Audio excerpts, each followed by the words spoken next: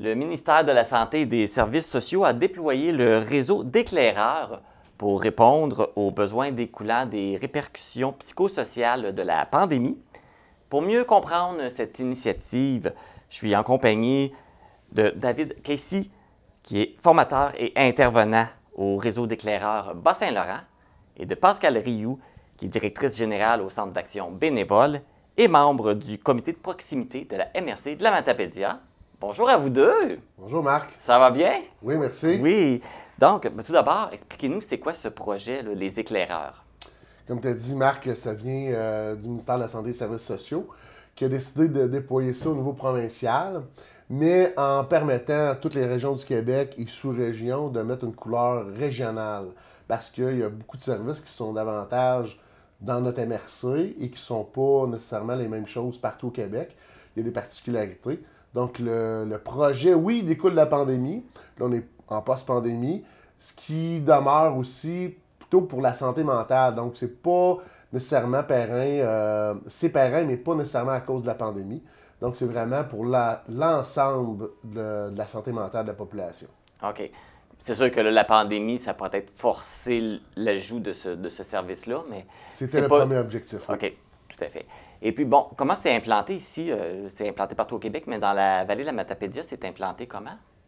Bien, on a une équipe de proximité, d'où la présence De de Pascal? Pascal.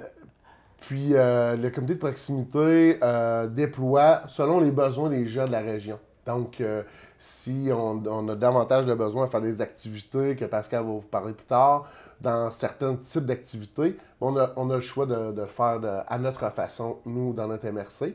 Il y a certainement un volet qui demeure quand même plus semblable partout au Québec, parce que la santé mentale, des premiers soins psychologiques, c'est la même chose. On ne peut pas réinventer la roue. C'est la même chose partout au Québec, ou pratiquement. Donc, il y a quand même une base qui demeure la même. Là, vous parlez d'activités, ça ressemble à quoi les activités qui sont organisées? On a, exemple, offert des galettes Centraide à des gens, autant à soupe populaire que d'un panier que Moisson donne, que les gens qui reçoivent la popote roulante, que les travailleurs de rue ont eu à en offrir à leurs gens qui croisent dans la rue. Fait que ça a été une première action qu'on a faite dernièrement. Fait que peut-être vous avez eu la chance d'en manger une. Oui, oui. On a eu aussi les chorales là, qui vont se réaliser bientôt. C'est une chorale de gens bénévoles qui s'est fait ici, puis ils vont aller visiter 4 centres de personnes âgées. Durant l'été, on avait embauché 2 musiciens qui ont été dans des résidences. Fait qu'on touche autant aussi avec les jeunes. On a offert un magicien à Polyvalente. Je sais qu'il est allé à Amqui, je pense qu'il est allé dans les 2 autres polyvalentes aussi. Puis il y a de la zoothérapie.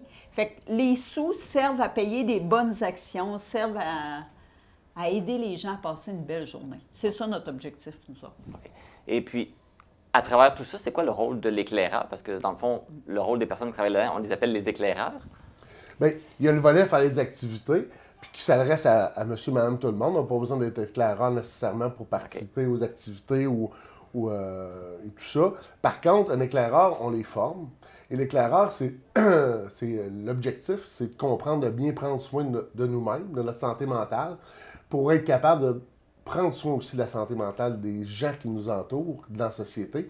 Donc, mieux on va personnellement, plus on va être en mesure d'aider aussi les autres gens. C'est d'être bienveillant, d'avoir une attitude positive envers les autres. C'est un peu l'objectif de l'éclaireur, mais c'est aussi de ne pas nécessairement prendre tout sur nos épaules, hein, que ce soit notre entourage ou au niveau professionnel dans notre travail. Donc, l'objectif aussi, c'est de comprendre que les éclaireurs doivent référer les gens en détresse psychologique. Premièrement, les détecter, parce que des fois, les signes ne sont pas évidents. Des fois, c'est beaucoup plus simple. Des fois, c'est moins évident. Donc, être capable de détecter la détresse psychologique et de savoir où bien référer les gens au bon organisme, à la bonne personne. Il y a des organismes ici dans notre région qui offrent des services, donc on peut les référer là. Par contre, des fois, il y a des ressources qui sont plus bas-laurentiennes ou même provinciales, comme certaines lignes d'écoute, par exemple. Donc, il y a les gens aussi, des fois, qui peuvent choisir un organisme ou un autre qui offre un peu les mêmes services. Donc, c'est tout ça qu'on essaie d'apprendre aux éclaireurs. Et aussi ne pas causer de tort dans nos actions. Donc, d'être relativement prudent, bienveillant là-dedans. Une des analogies que je donnerais, c'est que les premiers soins psychologiques, c'est un peu comme le pendant du RCR aux premiers soins physiques. C'est-à-dire qu'on ne devient pas médecin de devenir éclaireur, comme on ne devient pas en premiers soins physiques.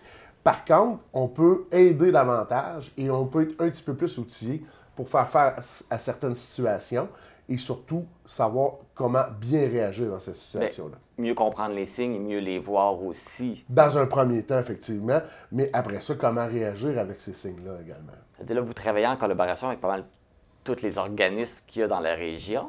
Oui, on est un beau comité. Je vous fournirai les noms qu'on pourra mettre à l'écran tantôt. Le comité, on a vraiment été là, nous, pour dire qu'est-ce qu'on veut qui arrive dans la vallée. Fait qu'on avait un comité vraiment pour trouver qui qu'on veut qui soit formé. Tu sais, on a pensé autant aux coiffeuses, aux esthéticiennes qu'aux garagistes. Là. Tu sais, on se dit, on ne sait pas qui peut croiser quelqu'un. Fait qu'on a vraiment sorti des listes de métiers, sans que ce soit un nom, des métiers, puis on va approcher ces gens-là pour leur dire, vous n'auriez pas le goût de suivre ça, ça pourrait juste... Puis on est là aussi pour trouver les activités, qu'est-ce qui fait du bien. On écoute les gens, oh là, telle clientèle, ils ont des besoins. Bon, bien, comment on peut aller les aider, ces gens-là? Okay. Et ça a commencé quand? Ça a commencé quand, tout ce projet-là? Le projet a commencé il y a environ 1 an ici au Bas-Saint-Laurent.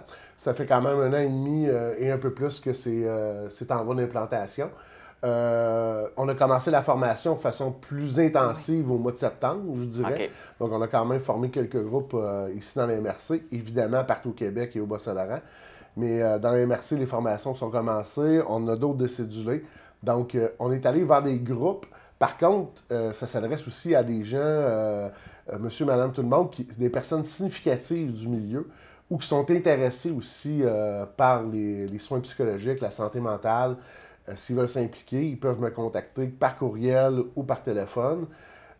Et comme ça, bien, je vais pouvoir former des groupes et former des gens, des citoyens, comme on voulait faire, parce que c'est difficile de rejoindre chaque citoyen qui serait intéressé. Pour les groupes, pour les entreprises, parce que les entreprises, les municipalités, des organismes communautaires qui ont été formés, des bénévoles, donc il y a beaucoup de gens qui peuvent être interpellés par ça. Ça sert autant dans notre milieu de travail que dans notre vie personnelle. Donc, c'est un peu...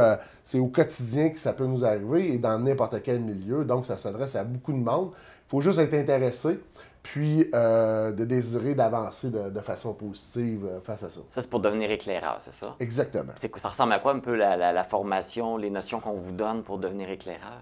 C'est moi qui donne la formation.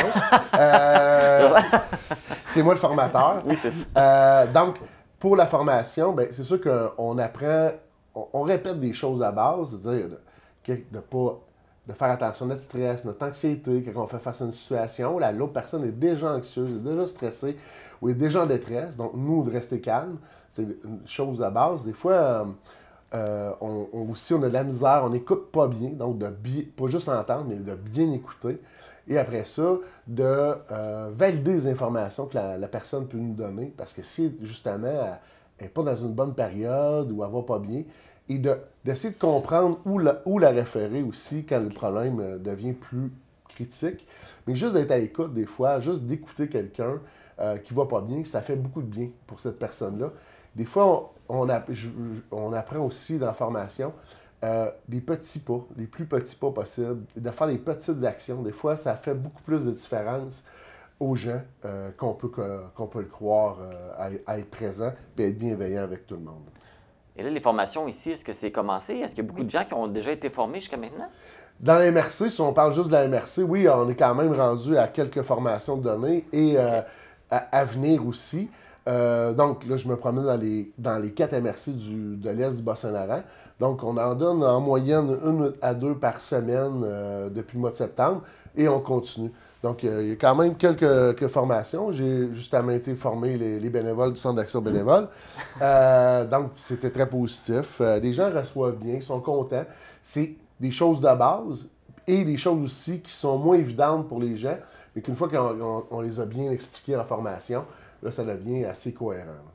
Les gens peuvent aller donner leur nom aussi pour le devenir, mais est-ce que vous faites la tournée aussi des fois des entreprises? Parce que là, c'est un peu comme je vois, c'est comme quand on forme quelqu'un pour les premiers soins, on aime ça qu'il y ait des gens un peu partout. Est-ce que ça va devenir un peu avoir des gens qui vont intervenir pour reconnaître les signes de détresse? Pas nécessairement. Moi, ça, je te dirais, c'est vraiment, exemple, tantôt, j'ai donné l'exemple d'une coiffeuse qui suivrait la formation, puis qui se dirait, oh, là, je me rends compte, Mme Rio, qui est assise sur ma chaise, elle aurait besoin d'aide. Bien, je peux peut-être y glisser dans ma conversation.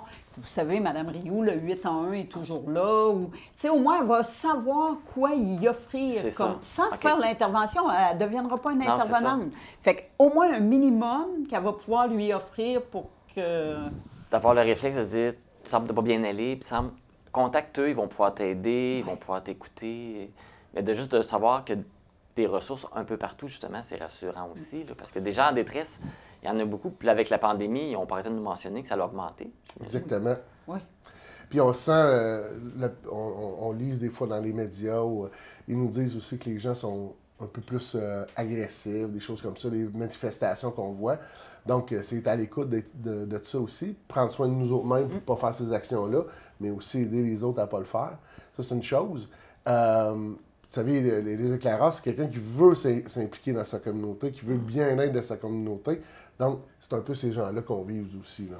Les gens qui veulent participer et qui ne savent pas comment. Puis là, ils ont un encadrement pour le faire. Un des objectifs importants aussi du projet, c'est de connaître les organismes de notre région. Donc, c'est promouvoir les organismes de notre MRC. Puis comme je disais tantôt, si on les connaît, on va être capable de référer à la bonne place, au bon moment. Et il y a une prévention. C'est vraiment une action préventive. Et quand le problème se gangrène pas aussi, si on consulte un peu d'avance, au lieu de trop tard ou plus tard, et là, il y a une facilité aussi de se remettre sur pied comme personne.